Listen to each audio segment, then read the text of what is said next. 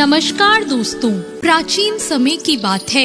एक बार सभी नवग्रहों सूर्य, चंद्रमा, मंगल, बुध, बृहस्पति, शुक्र, शनि, राहु और केतु सभी में विवाद छिड़ गया कि सब में बड़ा कौन है। जब आपस में उनका निर्णय नहीं हो पाया तो वो सभी देवराज इंद्र के पास पहुँचे। इंद्रदेव इस सब को देखकर घबरा गए और इस निर्णय को देने में उन्होंने असमर्थता जताई। लेकिन उन्होंने कहा कि इस समय पृथ्वी पर राजा विक्रमादित्य हैं, जो कि बहुत न्यायप्रिय हैं। वे ही इसका निर्णय कर सकते हैं। सभी ग्रह एक साथ राजा विक्रमादित्य के पास पहुँचे और उन्हें अपने विवाद का कारण बताया। साथ ही उन्होंने कहा कि आप ही निर्णय लेकर बताएं कि हम में सबसे बड़ा कौन है। राजा इस समस्या से चिंतित हो उठे, क्योंकि वे जानते थे कि जिसको भी उन्होंने छोटा बताया वो ही नाराज हो जाएगा।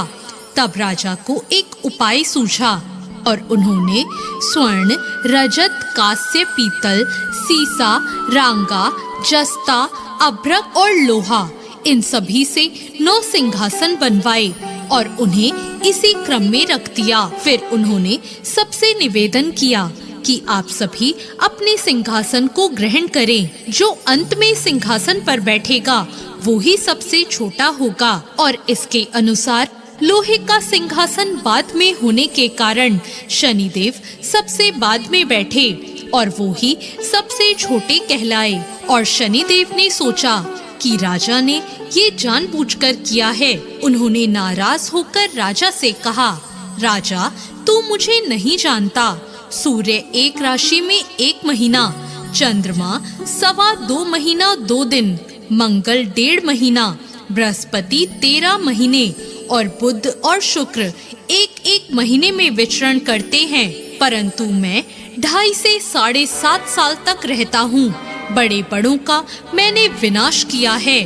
श्री राम की 7.5 आने पर उन्हें वनवास हो गया और रावण की 7.5 आने पर उसकी लंका को बंदरों की सेना से परास्त होना पड़ा। और अब तुम भी मुझसे सावधान रहना। ऐसा कहकर नाराज हुए शनिदेव वहाँ से चले गए। कुछ समय बाद राजा की 7.5 आई। तब शनिदेव घोड़े के सौदागर बनकर उसके राज पे पहुँचे। उनके पास कई बढ़िया घोड़े थे। राजा ने जब ये समाचार सुना तो उसने अपने अश्वपाल को अच्छे घोड़े खरीदने की आज्ञा दी। राजा के अश्वपाल ने कई अच्छे घोड़े खरीदे और एक सर्वोत्तम घोड़े को राजा की सवारी के लिए रख दिया। और जैसे ही राजा उस घोड़े पर बैठा, वो घोड़ा सरपट वन की ओर भाग पड़ा। वन में पहुंचकर वो अंतर्ध्यान हो गया और राजा भूखा प्यासा भटकता रहा। और तब एक ग्वाले ने राजा को पानी पिलाया। राजा ने प्रसन्न होकर उसे अपनी अंगूठी दे दी और अंगूठी को देकर राजा नगर की ओर चल पड़ा। वहाँ उसने अपना नाम उज्जैन का एक निवासी बताया। वहाँ एक सेठ की दुकान पर जाकर राजा ने पानी पिया और कुछ आराम भी किया। और भाग्यवश उस दिन सेठ की बहुत बिक्री हुई। सेठ ने उसे बहुत भाग्यशाली समझा और उसे खाना खिलाने अपने साथ घर ले आया। जब राजा सेठ के यहाँ एक कमरे में बैठा था तो उसने देखा खूंटी पर एक हार टंगा है और उस हार को खूंटी निगल रही है। थोड़ी ही देर में पूरा हार गायब हो गया। जब सेठ आया तो उसने देखा कि हार गायब है। उसने समझा कि इसी ने उसे चुराया है और उस राज्य के राजा ने भी उसे चोर समझकर उसके हाथ पैर कटवा दिए और उसे नगर के बाहर फेंकवा दिया। वहाँ से एक तेली निकल रहा था, जिसे दया आई और उसने उसे अपनी गाड़ी में बिठा लिया और फिर वो मुंह से आवाज कर बैलों को हाँकने लगा। उस समय राजा की शनि की दशा समाप्त हो गई। वर्षा काल आने पर वो मल्हार गाने लगा।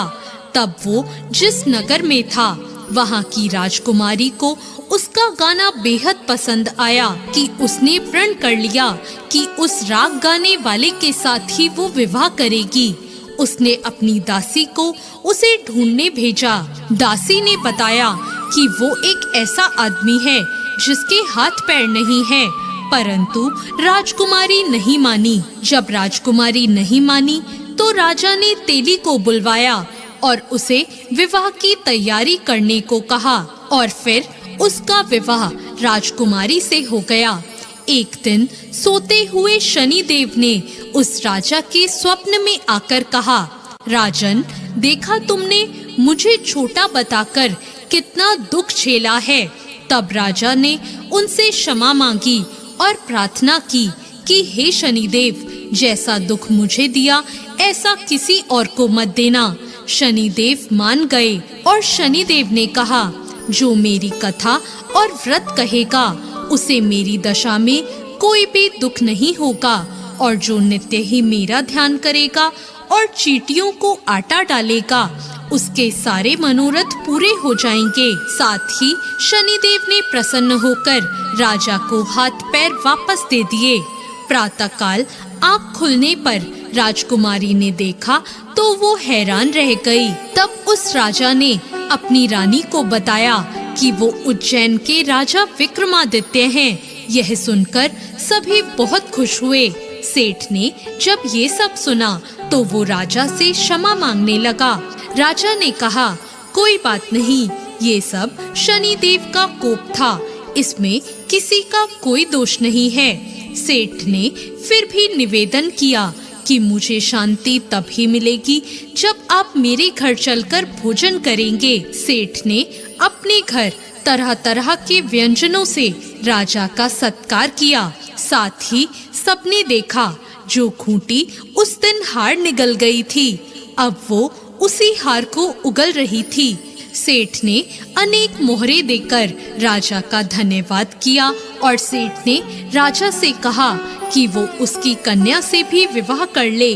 राजा ने इसे स्वीकार कर लिया और कुछ समय बाद राजा अपनी दोनों रानियों के साथ उज्जैन नगरी को चल दिए। उज्जैन की सीमा पर ही उनका खूब स्वागत हुआ। सारे नगर में दीपक जलाए गए और खुशियां मनाई गई। राजा ने घोषणा की कि मैंने शनिदेव को सबसे छोटा बताया था, जबकि असल में वो ही सर्वोपरि हैं। तब से सारे राज्य में शनिदेव की पूजा और कथा नियमित तौर से होने लगी और सारी प्रजा बहुत खुशी और आनंद के साथ अपना जीवन बिताने लगी। जो कोई शनिदेव की इस कथा को सुनता या पढ़ता है उसके सारे दुख दूर हो जाते हैं।